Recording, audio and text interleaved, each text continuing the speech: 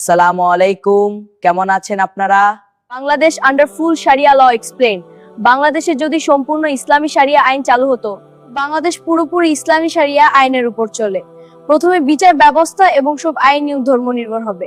আদালতে শাস্তি, প্রমাণের নিয়ম, সাক্ষীর সংখ্যা সবকিছু কোরআন ও হাদিস নীতিতে নির্ধারিত হবে। চুরি, হন বা অন্য গুরুতর অপরাধে কঠোর শাস্তি কার্যকর হবে। নীতি হবে সুদবিহীন, ব্যাংকিং ঋণ ব্যবস্থা হবে ইসলামী পদ্ধতিতে। জাকাত এবং অন্য সামাজিক করের মাধ্যমে সম্পদের পুনর্বন্টন হবে। আর এই অধিকার, শিক্ষা, পেশা কিছু ক্ষেত্রে সীমিত হতে পারে, আর সামাজিক আচার আচরণ এবং পোশাকের নিয়ম কঠোরভাবে পালন করতে হবে। বিনোদন, সিনেমা, মিউজিক সবকিছু ধর্মাত্মকভাবে নিয়ন্ত্রিত হবে। প্রশাসন এবং রাজনীতি ইসলামী নীতির উপর পরিচালিত হবে। তবে আধুনিক অর্থনীতি, আন্তর্জাতিক বাণিজ্য এবং নাগরিক স্বাধীনতা নিয়ে বড় চ্যালেঞ্জ দেখা দিবে।